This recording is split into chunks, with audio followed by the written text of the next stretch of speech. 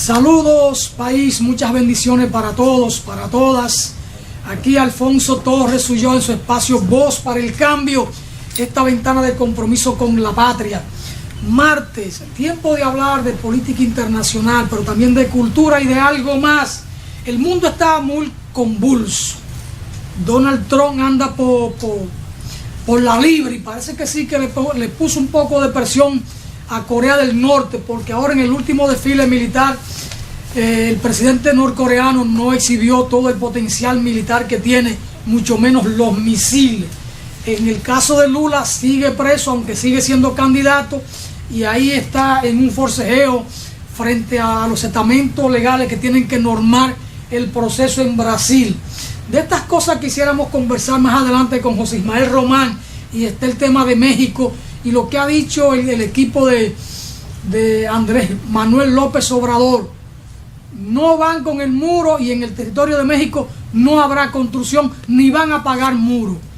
Están llamando al presidente norteamericano a que se sienten a conversar y ver los problemas de las relaciones bilaterales y en qué medida puede haber una especie de colaboración y de beneficio mutuo en esa colaboración.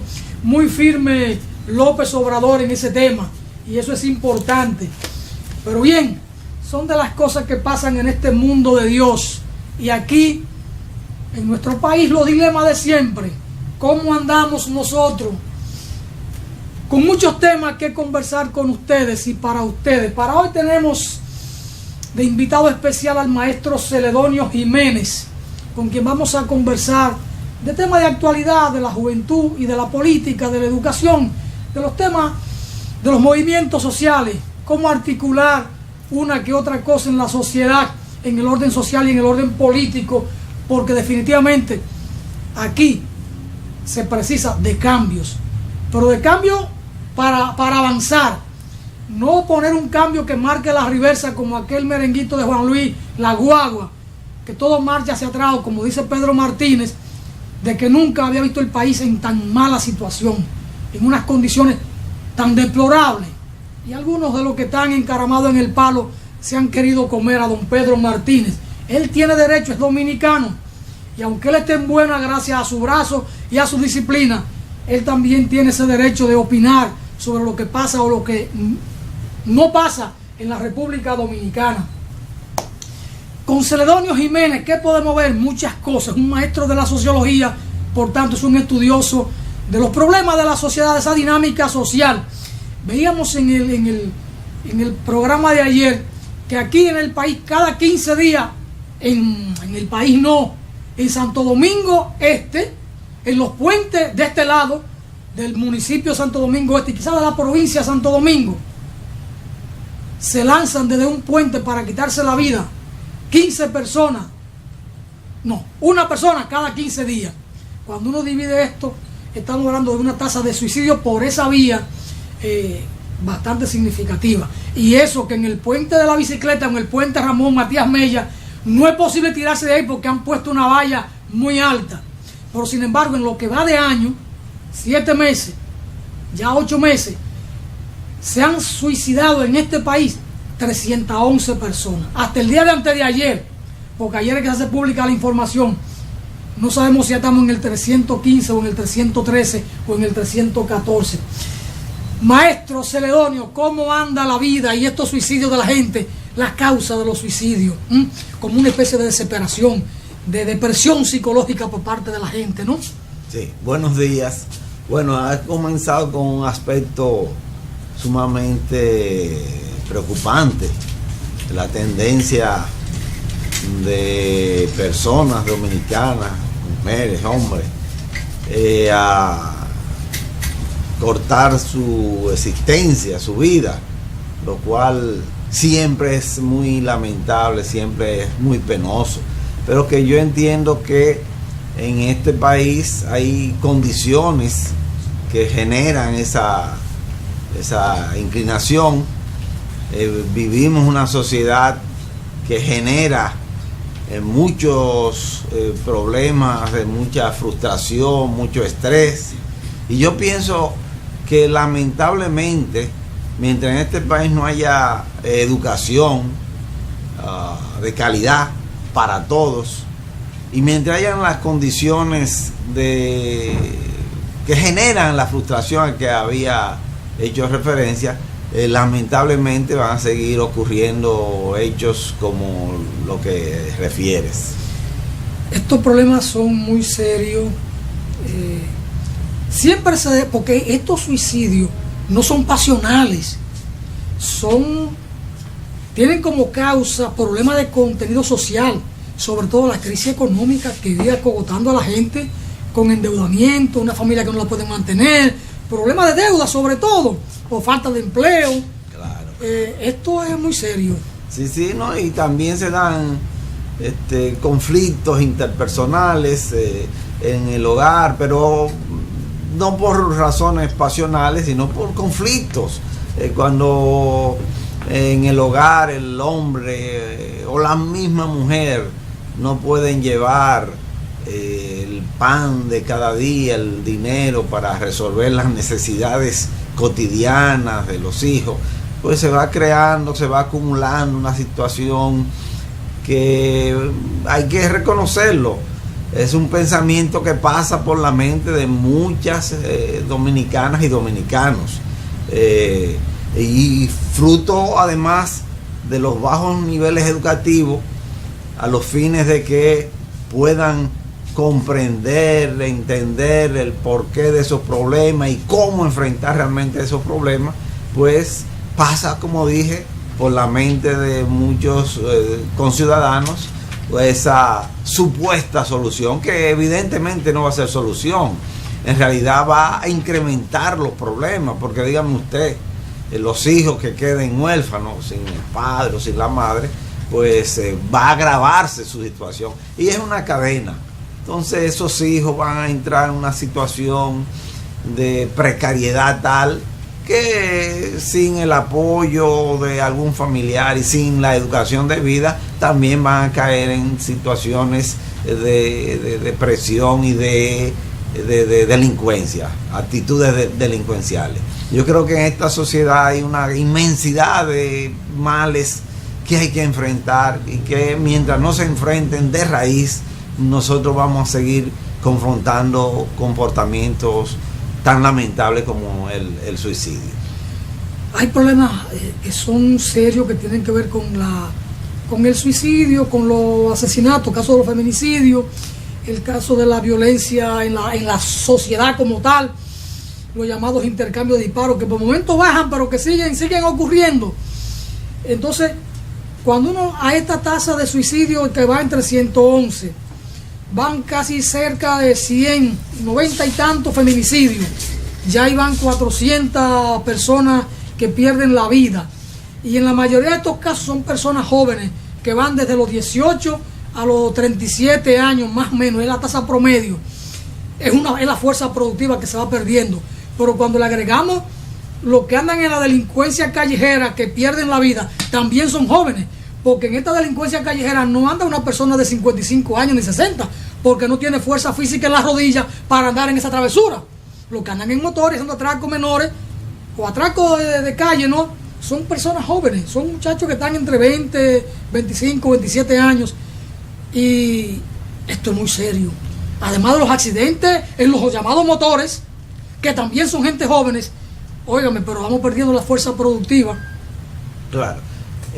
Sí, es muy preocupante, sobre todo ¿Cómo encajar todo esto en el análisis, el tema de la educación y el tema de la conducción política del Estado, la falta de creación de oportunidades para esa juventud? Sí, evidentemente que el Estado tiene que asumir una política de protección de la familia, que aun cuando constitucionalmente está establecido, nosotros sabemos que en la práctica no hay tal enfrentamiento, no hay tal protección, y es preocupante porque vemos como cada día más jóvenes son protagonistas en nuestro país de acontecimientos luctuosos, lamentables, vinculados a la violencia, vinculados al feminicidio, a la delincuencia.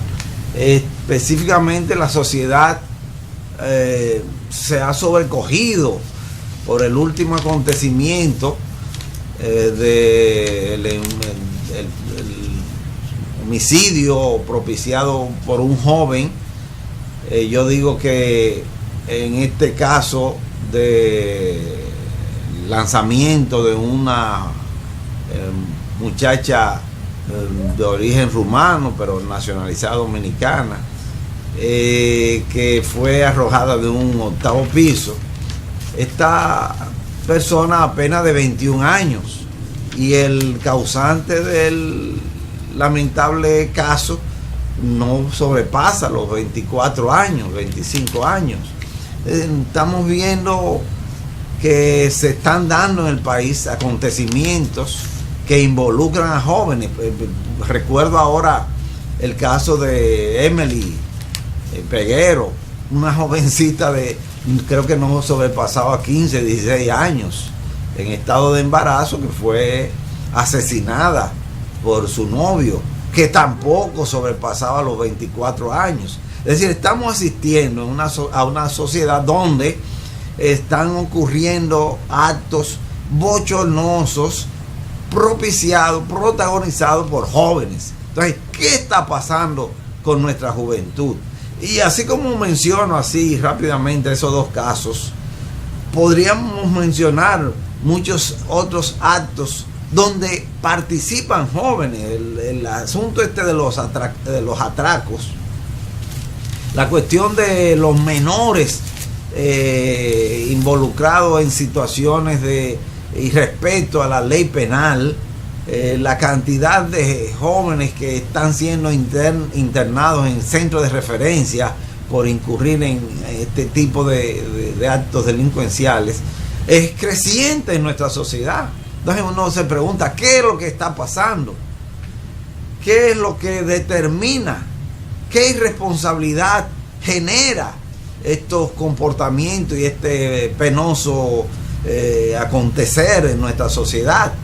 Yo insisto, hay muchos factores que pasan desde las responsabilidades paternas, la incidencia de los medios, pero sobre todo yo entiendo que hay una falta de responsabilidad por parte del Estado, y quiero insistir en el Estado porque es la instancia que más controles, más poder controla, y que en consecuencia se espera más de esa institución.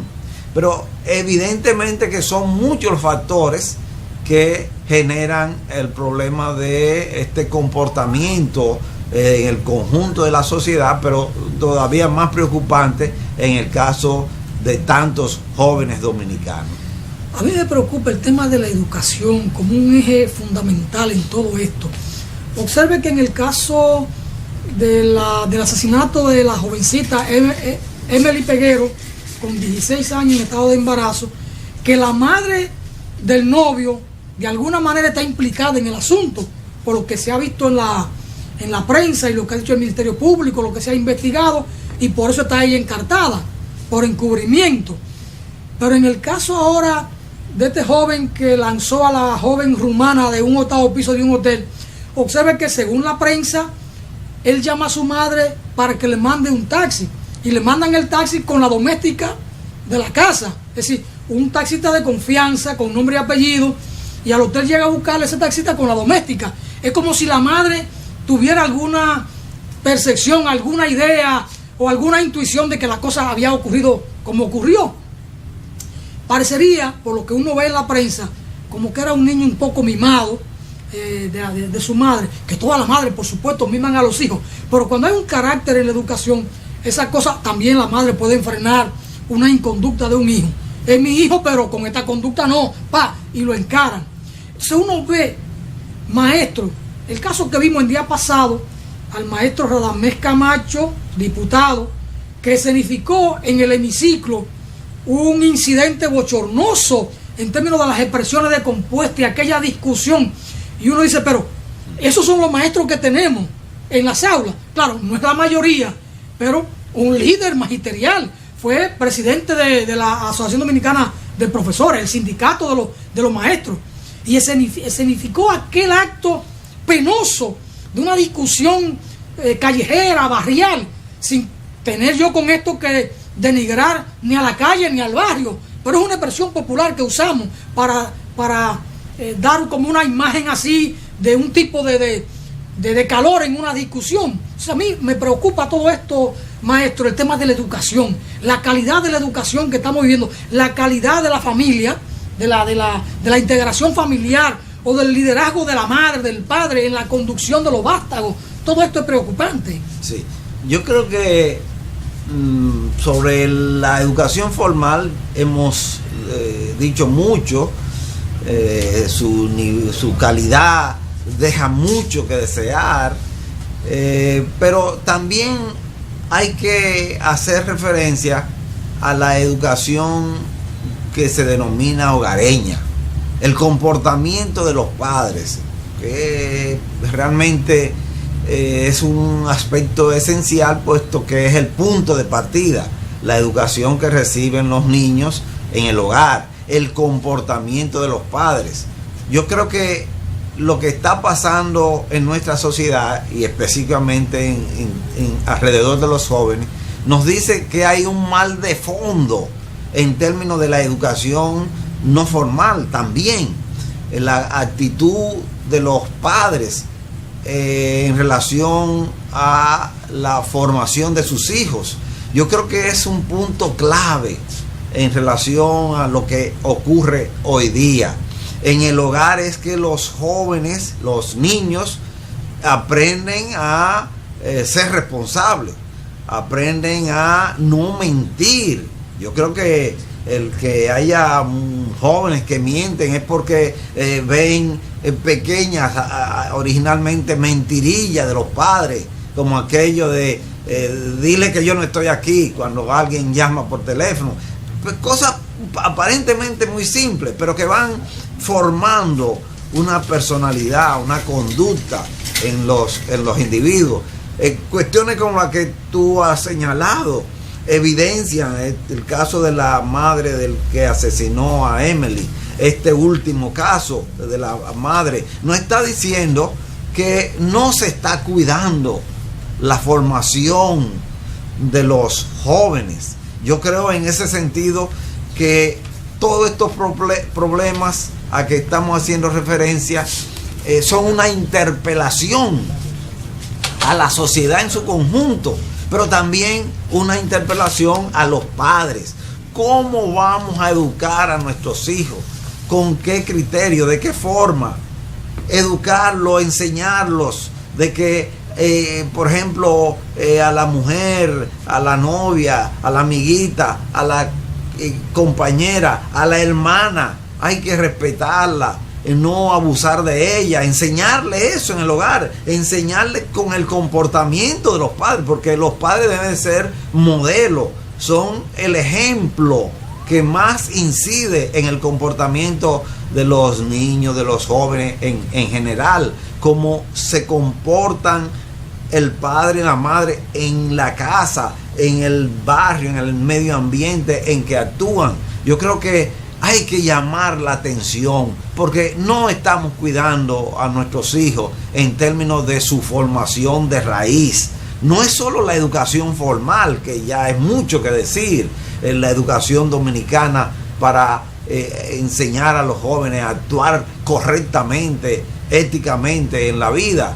Es también ese comportamiento en el hogar que aparentemente se está descuidando y se está subestimando, y que está contribuyendo a que se formen monstruos en nuestra sociedad, jóvenes de tan baja edad que son capaces de golpear hasta morir a una joven, individuos que son capaces de lanzar al vacío a una joven. Son situaciones que yo encuentro su origen está fundamentado en un comportamiento que ellos observan en su propio hogar.